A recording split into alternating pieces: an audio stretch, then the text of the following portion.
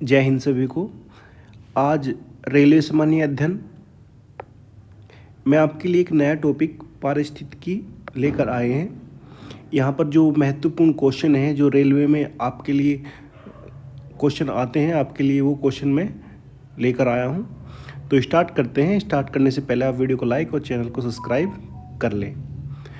तो फर्स्ट आते हैं, जीवधारियों तथा उनके वातावरण के पारस्परिक संबंध का अध्ययन किया जाता है। तो किस में किया जाता है? इकोलॉजी। किसमें? पारिस्थितिकी में। ओके, इकोलॉजी भी इसको बोलते हैं। ओके, इकोलॉजी शब्द का प्रथम प्रयोग रिटर ने किया था। कब किया था? 1865 में।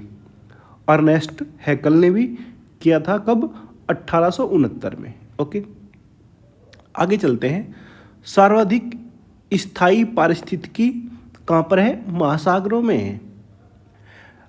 नेक्स्ट है, रचना एवं कार्य की दृष्टि से विभिन्न जीवों और वातावरण की मिलीजुली इकाई कहलाता है, पारिस्थितिकी कहलाता है। ये मैंने आपको बताया। यानी कि जो जीव जंतु है और वातावरण है, उनका जो मिलीजुली जो इकाई है उसको क्या कहते हैं हम? यानी कि उनके जो बीच के संबंध को है क्या कहते हैं? पारिस्थितिकी तंत्र कहते हैं, इकोसिस्टम कहते हैं। ओके, आगे है पारिस्थितिकी तंत्र या परितंत्र शब्द का सर्वप्रथम प्रयोग किसने किया था? अब देखो, इकोलॉजी शब्द का प्रयोग तो रिटर ने किया था। अब बात कर रहे हैं हम किसकी? पारिस्थितिकी तंत्र। तो किसने किया था? एजी ट्रांसले ने। कब किया था? 1935 में।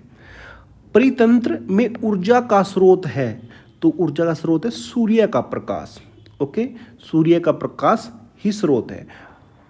आगे आते हैं, पर्यावरण की कार्यात्मक इकाई पारितंत्र।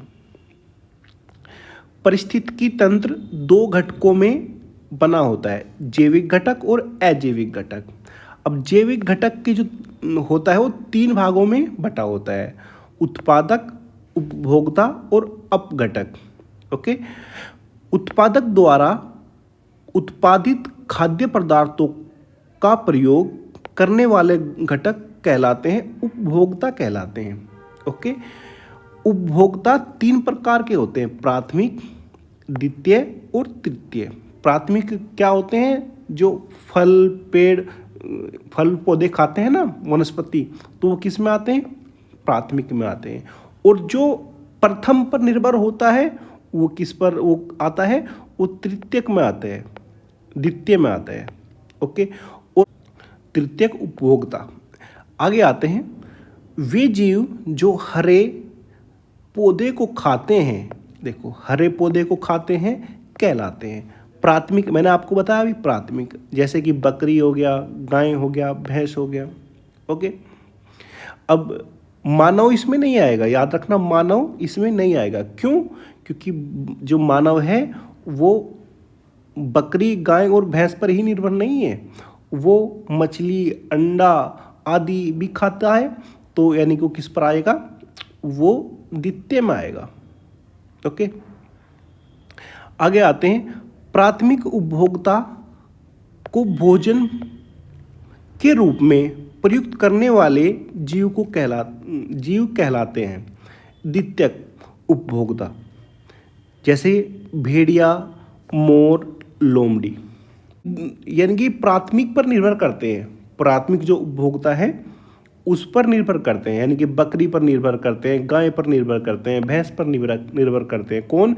भेड़िया, मोर, लोमड़ी आदि। ओके, आगे चलते हैं, द्वितीयक उपभोक्ताओं को भोजन के रूप में इस्तेमाल करने वाले जीव कहलाते हैं तृतीयक उपभोक्ता, जैसे बाघ, शेर, चीता आदि। ओके, आगे चलते हैं, अजैविक घटक को 2 भागों में विभक्त किया गया है।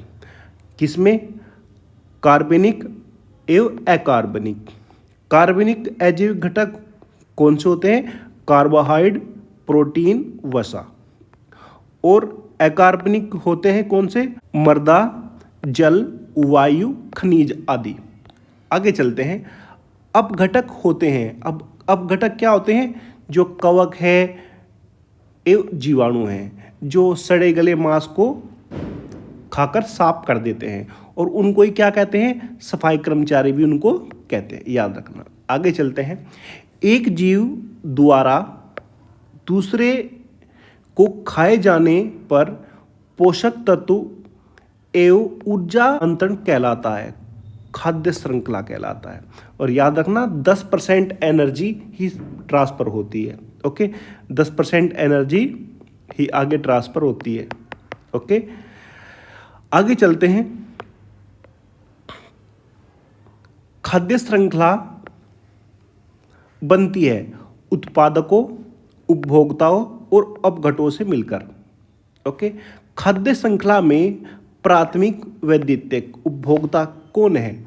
मानव है। ये बताता है इन्होंने, ये प्राथमिक में भी आता है और ये द्वितीयक में भी आता है, क्योंकि जो मानव है ये पेड़ पौधों पर भी निर्भर होता है और ये जो द्वितीयक है उन पर भी निर्भर होता है। तो इसलिए ये क्या हो गया, खाद्य श्रृंखला में प्राथमिक और द्वितीय उपभोक्ताओं पर निर्भर होता है। ओके, आगे चलते हैं।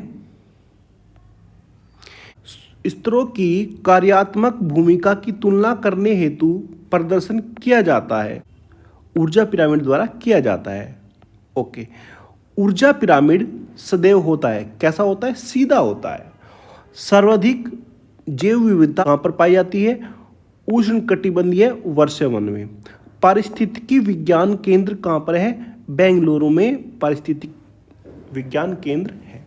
ओके, तो ये आपके लिए आज मैं आपके लिए पारिस्थितिकी से संबंधित क्वेश्चन लेकर आया था। उम्मीद करता हूँ ये आपको पसंद आए होंगे। तो मिलते हैं नेक्स्ट वीडियो में। Thank you for watching.